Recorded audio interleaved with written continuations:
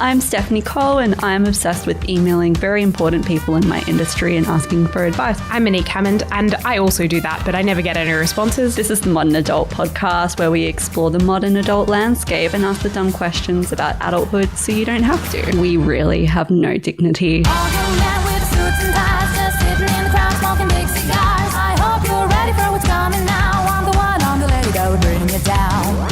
Coming up in the episode, we're talking about how to stop being a flaky friend. But first, we're talking about how men react to feminism. Hashtag not all men. Hashtag grow up. We need to talk about how some men react to feminism. As annoying as it is for me to listen to men talk about feminism, I also find it oddly fascinating.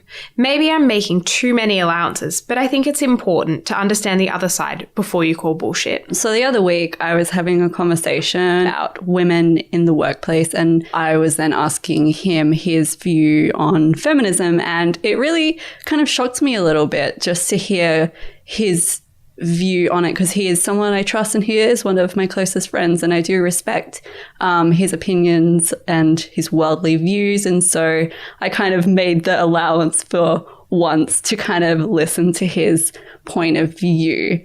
And he was talking about how in the workplace, men generally go further and get paid more because men are genetically wired to kind of fight more. They have testosterone, so they need to put it somewhere, so they put it into their work, and that's where they fight. And I was like, okay, not sure what this point was, but it then got me kind of thinking about masculinity and the future of it. You were going to make a point, Monique. What were you going to say? I was just going to clarify. Does he think men deserve to be paid more than women because they fight for it? No, he was just explaining to me why he thinks that more commonly men are in higher paid positions and in higher held positions than women, which I very much disagree with, because for like generations, women are obviously the more oppressed gender and were not given any opportunity to kind of grow in the workplace or even to have jobs the same as men. So I don't think it's equal at all just from that sense alone. And I think a lot of women are having to unlearn a lot of practices. Like, I know I consume a lot of content, just especially female or women's content in media, just so I can get their perspective on how to grow as a female professional in the workplace. Yep. But it got me thinking about, or he was mentioning something about how masculinity has been kind of threatened lately by technology. Okay, stay with me. His point was that men are used to working a lot with their hands, and they have a lot of energy that they need to put somewhere. So a lot of the time men do go into positions where they can work a lot with their hands, and they like to produce things and all that kind of nonsense. But with technology coming in, it's kind of eliminating all of that work for them. So they're like finding it hard to know where to put it. And I'm like, this is like the worst argument ever. That's dumb. All right. So, okay, that's dumb. No. Masculinity is not being threatened. What anyone is threatening is equality. I don't. Okay, there are nut jobs on both sides.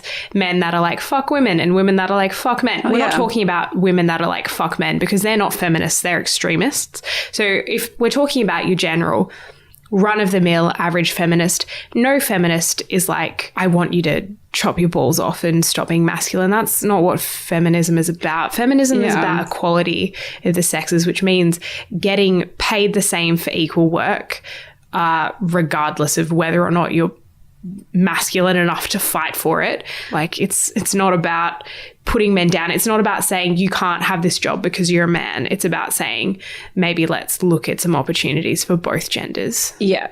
And I definitely agree with you. I am a feminist as well. And I think the point of what I was trying to say was that I, for once, was just letting the conversation happen without putting it down, just because I want to be able to understand a side before I can call bullshit. And I do call bullshit because what he was telling me was dumb, but I But did found you it call bullshit interesting. in the conversation, or did you just say this is, or did you just let the conversation kind of happen and go, interesting, and then never said, actually, I think you're wrong because of this? No. I definitely said, I think you're wrong. Yeah. I would never let a conversation go on that way, but it just got me thinking about how I think the issue for a lot of men when they look at feminism, they only see very surface level stuff. I was talking to Kate about this and she made the funny comment about men only see the pussy hatters, the people walking in parades with pussies on their head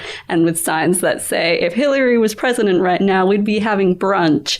And I think that is very surface level garbage. And And that's also kind of a sexist statement It in is. itself, because not all women like brunch. I love brunch, but not all women do. And also, fuck it, who cares if you like brunch? Brunch is not a defining characteristic.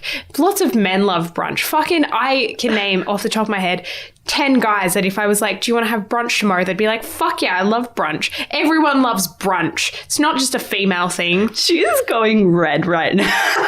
I think it's so silly. I just don't, fuck No, this. I think I definitely want to challenge men to question why women are afraid. Ask them why they have the fears that they do, because I think you'll be surprised to find why a lot of women are big advocates for feminism, because it doesn't end at equal opportunity, it ends with us having our lives. Because women walk around now with like keys between their fingers because they're afraid of getting raped or being murdered. If you read the news lately, there's like women left, right and center being murdered just from walking home from the train station. I think that just comes especially down to like a misunderstanding of the lived experience that women have.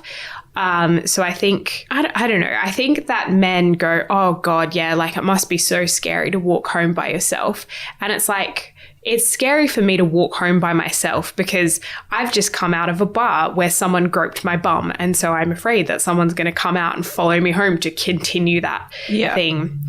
I remember having a discussion with my partner about like sexual assault and sexual harassment. And it was like, just super, I think, eye-opening for him, because I was like, oh, you know, like when I was 15, I remember being at a bus stop with like some girls from school and we're all in our school uniforms and like a group of guys came past in a ute and they were wolf whistling, and like that made me feel unsafe because I was 15 in my school uniform and a bunch of guys had just come past screaming at me. Like, what makes you feel safe in that situation? It's like I've been like in a taxi where I've made the stupid mistake, and that's really annoying to me that I just said that, because I was about to say I made the stupid mistake of sitting in the front seat. Anyone should be allowed to sit in the front seat of a car without getting groped. But I did. I sat in the front seat, and that wasn't a mistake. I sat in the front seat because I like the view and I get a bit car sick sometimes. So I sat in the front seat and my taxi driver groped me, and like that's something that before that experience I would have never worried about sitting in the front seat. But now like I sit in the back seat, hand on the door, my phone in my hand if I have to catch a taxi or an Uber somewhere by myself. Like, do you also send the notification to someone so they can see where you are on your Uber? I don't do that, but I should. I definitely do that. Yeah, like just those sort of like lived experiences. And like that's just like a couple of them and none that I want to go into more detail about. But I was like, and then I have this friend and this happened to her, and then I have this other friend and this happened to her, and he's like, I like had no idea this was going on. Like, he's like, I know women are scared to walk home at night and they're scared to get in taxis by themselves. Like, again, not all women are like afraid to do these things. And like, I do walk home at night by myself and I do like go in taxis and stuff by myself. But it's not without that thought running through your head. It's not without that thought running through my head. And like, he has told me like he's never had to get into a taxi and worry about if the taxi driver is going to take him to his destination or not. Like, he's never, you know, walked home. Like, I mean, he's walked home from bars being aware that there are drunk dickheads around, but he's never been aware, like walking from home, that there are drunk dickheads around who can easily overpower you and can like hurt you if they want, because I am small and I am weak. Like, you know, so I think men, they're like, oh, it's terrible that happens, but it doesn't happen all the time. And it's like, but even though it doesn't happen all the time, it happens all the time to us in that we need to think about it all the time, because the minute we drop our guard, you're the dumb chick that's walked home from the station by herself, and what did you expect to happen? Yeah, and what were you wearing? And yeah, we're not going to go into the what were you wearing debate, because that makes me very mad, and I haven't prepared enough coherent sentences about it. I wanted to talk about the not all men statement, because that's the one little sentence that riles me up the most, because I do understand that it's not all men, but you are not relevant in this argument, because if you're doing nothing wrong, then you should have no real say in this argument, or you shouldn't be getting upset about it. When you do get upset about it, then you do become a part of the problem. Yeah, and I think just because you don't run around sexually assaulting women doesn't mean that you're not part of the problem. No. So I think there are men who would go, oh, not all men, I would never sexually assault a woman. And I agree. Like, I don't think you would sexually assault a woman, but I know you're friends with a guy that has made some really disgusting statements. So you're part of the problem because you don't call him out on his bullshit behavior. Like, not to go in too deep, but there was like something that happened to me between someone who I thought was a friend, and he made some really horrible, problematic statements. And a lot of my guy friends stayed friends with him, but there were some guy friends who were like, nah, he's a piece of shit. He said some really abusive things about women. I don't want to be friends with him. I'm not going to enable that disgusting behavior. And those are the men that are doing things right with feminism, and the men who are like, well, it didn't happen to me and I didn't see it, so he's probably still fine. You know? And I don't see the point of men having arguments with feminists being like, you have no problem. Like, it's just not doing anything to help at all. What you could be doing with your time is actually learning to understand why women have these fears and frustrations and what they're going through, so you can help. You can, like, stop this pattern from reoccurring all the time, and you can work to make this society better, so we don't have to have big old parades with pussy hats and sign that says, if Hillary was here, we'd be having brunch. We wouldn't have to do any of that shit for attention, just so people start talking about it. We need people to talk about it so something can happen and something can be fixed.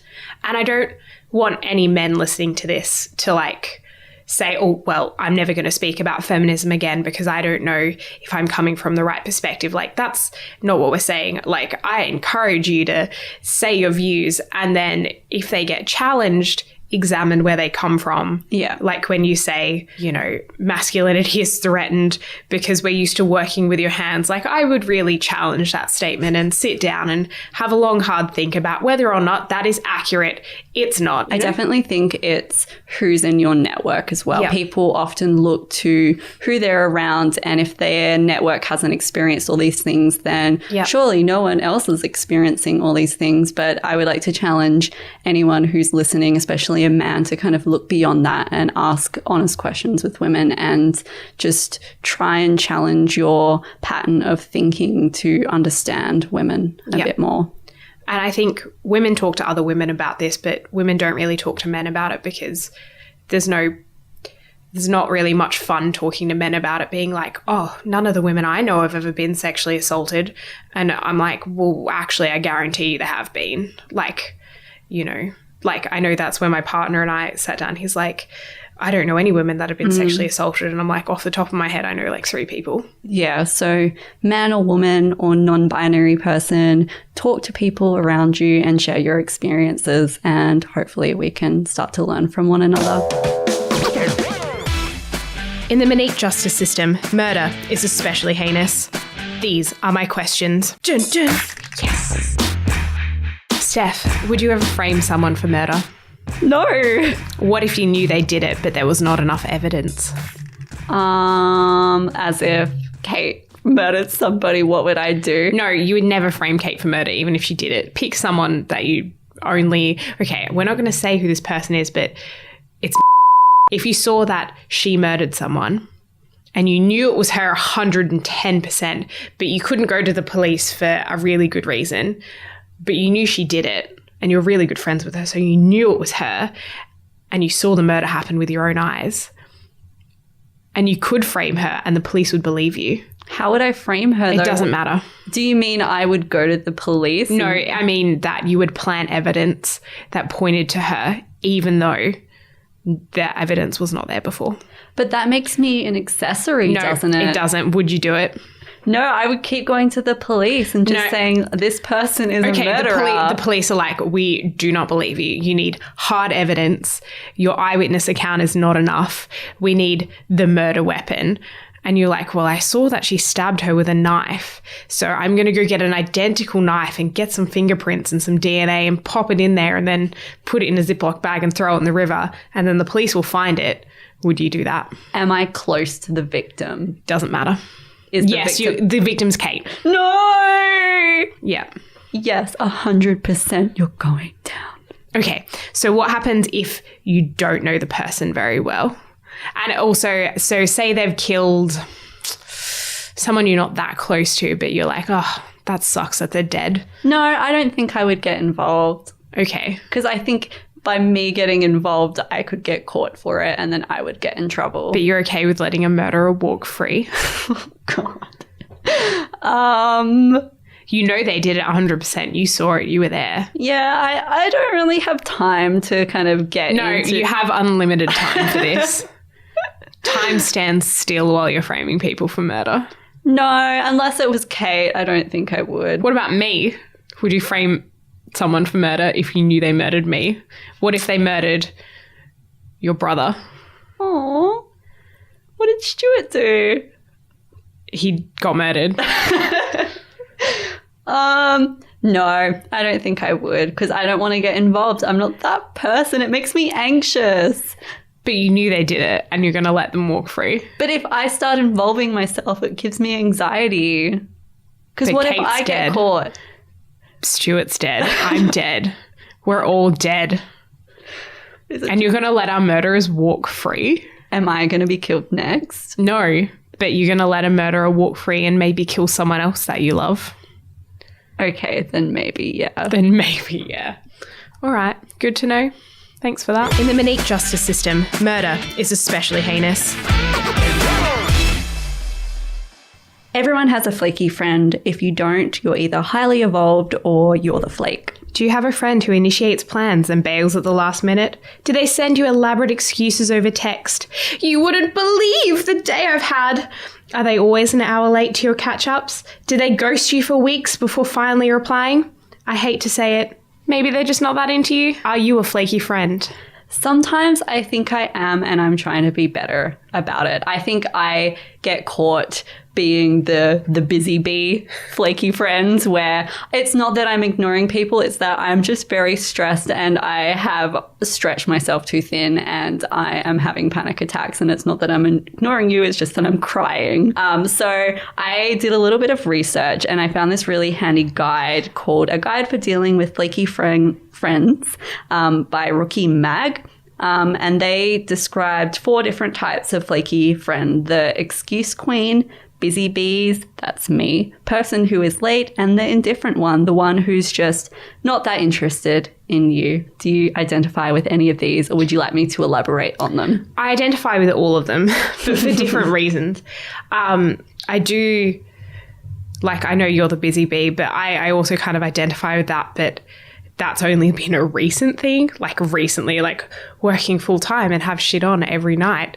That's like... To be fair, that's a really hard transition to make as an adult, going from having all the time in the world to do whatever the fuck you want to being like, you have like an hour a day to yourself, if that. I would say my particular brand of flaky is I just don't have a whole lot of motivation in life to do things that are optional. No, I do, but like I really try hard to schedule things like so that I'm on a roll. Yeah. So like I have to attend this podcast session or else Steph will kill me. So I'm not going to flake on that. I'm going to be a little bit late, but I'm not going to flake on it. You're also the person who is late. So you're about 3 for 4 at the moment. Yeah.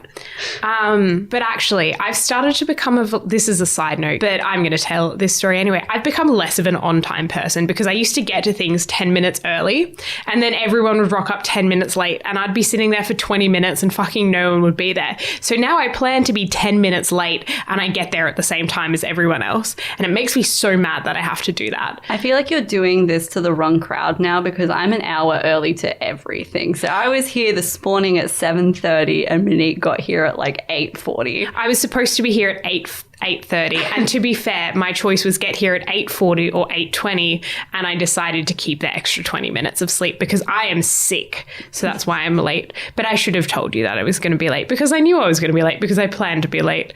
So I'm not usually like that, I swear. No one believes you. But I'm generally not a late person. Okay, I'm going to elaborate on all of these types of people now. So the excuse queen is someone who just makes up excuses at the last minute on why they can't do it. They'll usually be very elaborate excuses just to make themselves feel better and you feel better. The key to being a flaky friend is not to make up elaborate excuses. It's just to make up a simple excuse so no one thinks you're making up elaborate excuses.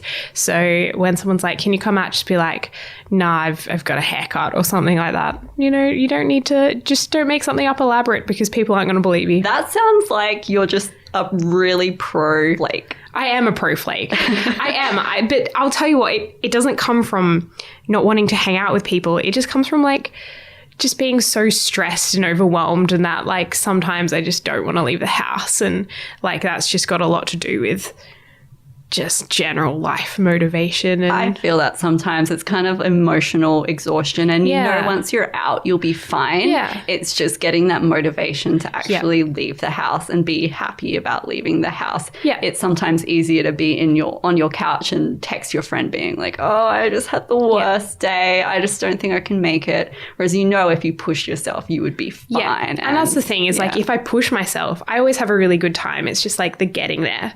And I think that's for certain types of events as well. Like, so if I'm having lunch with someone, I'm not likely to cancel on that or flake on that because I don't want to leave someone alone. But if it's like a group lunch where there's going to be 30 people there, I don't give a fuck about flaking on that. There's going to be 30 people there. No one's going to miss me. Like, why would I bother? Yeah. You know? So I think it's a bit of that as well. Okay. The second one is busy bees. I think we both relate to this now, and especially people who do have full-time jobs now and do have very limited time to themselves. I think when you're very time poor, you're very conscious about where you put that time and the people that you give that time to. And I think as well, when you're in a relationship as well, you've got to take that into account because if you have very little time for yourself, then you're going to have very little time for your relationship. So I know for me, especially, it just kills me if I have to flake out on Kate. Like, I just can't do it. She's the only person in my life, like, that I truly want to make happy. And when I'm not making her happy, it just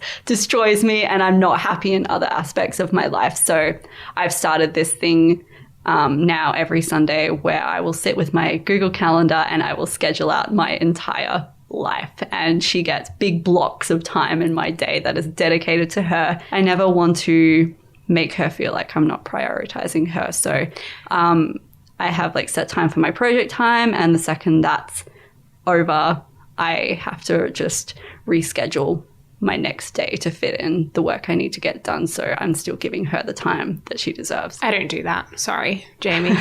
No, well, see, that's interesting because I have kind of maybe a different attitude to that where like there are some people I probably can't reschedule, but I do tend to maybe reschedule things with Jamie because I know he'll always be there. Yeah. So not to say that I take our relationship for granted. I don't. I love you. But like there is that flexibility and give and take in a relationship where it's like, I know we like had plans for dinner, but my mom's dog died and we need to go there. And like, you know, that's probably one that you would be flexible on too. But like I think there's a degree of flexibility there with your partner. So the next one is person who is late.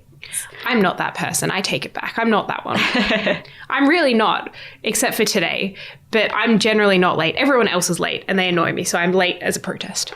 What do you think of people who are late? And They annoy me. Be on time. Be 10 minutes early. If you're not 10 minutes early, you're late. And if you're on time, you're late.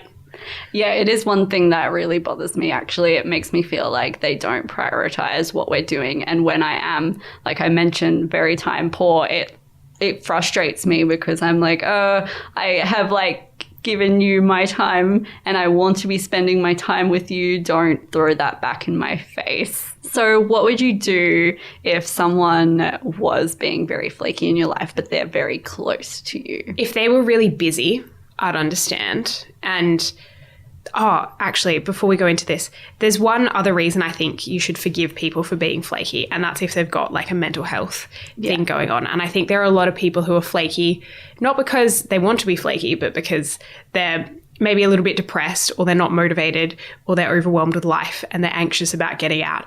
And if I know they're flaky because of those reasons, I will try my hardest to be the not flaky one in that situation, in that, like, maybe instead of saying, oh, let's meet here, I'll be like, do you want me to come to your house? Or like, you know, something that they don't have to put a lot of effort into doing, or make it something that I know they'll commit to. So like, one thing I barely ever flake on is paid events, because if I flake on a paid event, I've wasted money and I hate doing that. So like, yeah, I'll try and do that. I think it definitely comes down to honest communication with people. Don't flake on someone with an excuse, because that person's gonna start to lose respect for you and they'll stop making allowances for you. So if you do value that friendship, just be honest with why you don't want to go out. And if that's just because I've had a hard day and I'm just like really fucking tired, can we please just reschedule for a time where I know I'm not going to be in that headspace and I can give you the best version of myself. Yeah. No, I do think you need to be honest and like really communicate your reasons. But sometimes your reason's not very good. Like my reason for a lot of times I flake is I just don't want to go to this party because I don't feel like being around 100 people today when I've worked all week. But I'm trying really hard not to do that anymore. And I'm trying really hard to like say no to things that I don't actually want to go to. Like if there's a party coming up and I'm like looking at my schedule, I'm like, oh, well, I'm working the night before and like I've got something on the next morning. I'm probably not going to want to go. So I'm not going to commit to going because I'm going to flake, and I know I'm going to flake. That's a great point, actually. Just stretching yourself too thin is just awful. Yeah. So if you have that awareness and where you need to say no to some things, then I think you need to do it. So the best way to stop being a flake is to just stop overcommitting yourself to too many things and just be honest with the people around you. Yeah. And it'll all work out. And if you do have a good reason, like people will understand. Like I don't think anyone would ever be like, you know, mad at you if you flaked because you're just in the middle of a depressive episode, you know? Like, we get that. Everyone gets that. That's it for today's episode. You've been listening to Modern Adults. If you'd like to stay in contact or share your thoughts with us about the episode, head to our Facebook page at Modern Adults Podcast or email us at modernadultspodcast@gmail.com. If you like what you hear, please leave a review on iTunes and spread the word. Don't flake out on us. We've been over this.